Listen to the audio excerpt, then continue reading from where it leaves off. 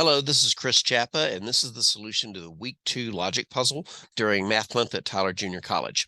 The instructions were to draw one continuous loop throughout the grid such that each number in the squares indicate the number of sides of that square that are used in the loop. The loop can't cross itself. That's pretty much all it said. Draw one continuous loop using the edges of the square. Loop must not intersect itself, not even diagonally. Square in a number indicates how many sides of the square are being used in the loop. The hint was to locate a loop. It helps to note which segments cannot be used in the loop by drawing a small X on that edge. I had already provided the X's on the sides of the square, the edge of the square that contains a 0 in it.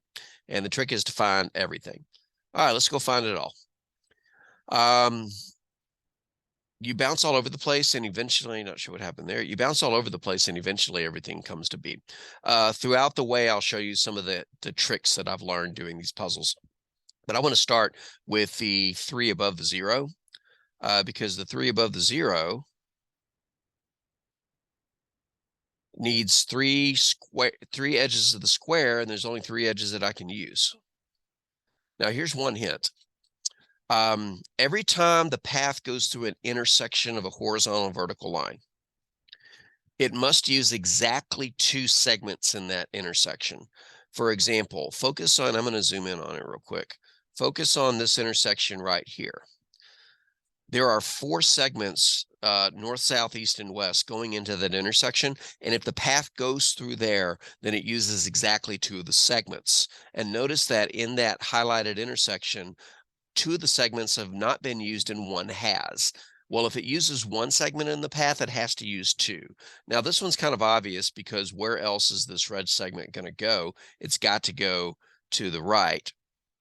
But this is a good technique where if you know you're going to use an intersection, you have to use exactly 2 out of the 4 segments. Now, as we go through this, I'm also going to X out places where we can't have segments, such as up here, because both of those intersections already use 2 segments. All right. So let's see how quickly we can fill this in. In the 3 right here, there's only one segment. There's 1 segment cross out, and I've got to use 3 of them. So it must go to the segment, and that path must go off to the right. And going here, we see that there's only one direction the path can go. It must go to the left. So let's move it to the left. Okay. See if we can figure out anything else. Well, from where the path currently exists, I don't see any other. Yes, I do. Yes, I do. Everywhere along the path, there are intersections being used. I use that intersection. And if you use an intersection, 2 of the segments get used, 2 of the segments do not. So every time the path goes to an intersection, you can X out 2 segments. So focus on the intersection. I can X out this segment and that segment. And if you'll notice, this 2 right here needs to use 2 sides of that square. 2 of them are X'd out, which means the other 2 must be part of the path. And so the bottom of that square must be part of the path. The left end of that segment must go down. We don't have a choice. Okay, that's good. Any other zeros? No. All right, there are some tricks to pull out of the bag. Let me see if I can find a place for it. Well, here's a good trick right here. Anytime you have adjacent threes, we have some there, we have some here, we have some here, and got another pair down here. Adjacent threes are very good because something that must be true. What must be true is that there must be 3 parallel segments in those 2 squares. For example, and let's just get rid of all the highlights except for, hold on, it's kind of going everywhere, folks. Unintentional zoom ins. All right, let's go down here to the highlighted 3s. When you see 2 squares with 3s in them, 2 adjacent squares with 3s in them, you can always do this. A segment between the 2 squares and then the 2 ones parallel to it. And the reason is sort of a reason by contradiction. Let's pretend that one of those wasn't used. For example, let's pretend the top segment was not used. Then for that 3, that means you have to use. But I just created 2 corners, which caused me to X out some segments, and now the bottom 3 doesn't have enough segments to use. Using a similar argument, you have to have the bottommost segment of those filled in, namely this guy down here, because if this one was empty, we run into the problem, just upside down, that the top 3 would not have enough segments to use in the path. So we know that it must include, let's go back to red, the segment and the segment. But we also have to use the one in the middle. And the reason we have to use the one in the middle, I know there's a corner here, but I'm talking about the 2 3s just for a moment. The reason we have to use the one in the middle is if we don't, then that means that we have to do this for the other 2 squares, and that closes off the loop too early. So that's a very good and useful hint. Anytime you see back 3s, adjacent 3s, you must use in the path the segment that is between those 2 squares and the 2 segments that are parallel to that one. So let's take advantage of that where we have a pair of 3s. We have a pair of 3s here, so we have to use these 3 segments. We'll come back to that in a minute. And we have a pair of 3s on the bottom, so we have to use these segments. That's usually the first thing I look for, because in advanced puzzles, there are no zeros. All right, so let's look for, we can either look for intersections where we've already used 2 segments like here, or we can look for the path that are forced to go certain directions such as here. It really doesn't matter where we go as long as we put everything together. I'll go back to the intersection that we made here and X out the other 2 segments to see if that tells me anything. It tells me 2 things. Number 1, this 3 must use this segment here, which X's out the 2 segments on that intersection. which means the 3 below must use that. Okay. And I just created an intersection right here. I just used an intersection right there, which means the other segments in that intersection are now dead. Well, look at this too. There's only one other segment in its square that I can use, and it's this one here. Okay, did a lot of damage there. I see another intersection here. There's multiple places that we can go. I just grab something to write down what I can do. I see an intersection there that's already used, which means the other segments, specifically the one that's left, is not used. And now the square that contains the 1 right here, there's one segment left that can be part of the path right there. I'm looking at the 2 above it, and it has 2 X'd out segments. One of them is a little bitty black, so it's hard to see. But we have to use 2 of the sides of the square, and so we must use this one here. We just use this intersection, which means the other segments in that intersection are dead. And where I just wrote the X, there's a square that has a 3 in it, which means that the other 3 sides of that square are part of the path. I just created an intersection here. So that X's out the other segments in that square at that intersection. And the square where I just put 2 X's has a 2 in it, which means that the other 2 segments of that square are part of the path. This part of the path has nowhere to go except down. And in doing that, we just used 2 segments of square, which means we can't use the one on the bottom. And now the path both here and here is forced to go down. I'm not sure what just happened, but looks like everything's good. I think black out for a second. Try to erase the highlights. Oops. I'll draw that segment in just a second. Thank you. Not the best stylus, obviously. All right. So now this 2 is done using the sides of its square, so we can cut the 1 down here. And that forces this part of the path to go downwards. And if you'll notice, the 3 in this square has one of its sides X'd out, which means the other 3 sides are part of the path. We just created intersections that we used both here, and it's easier to do on highlighting and erasing. So both of those intersections are now dead with the rest of their segments. As you do these moves just are intuitive.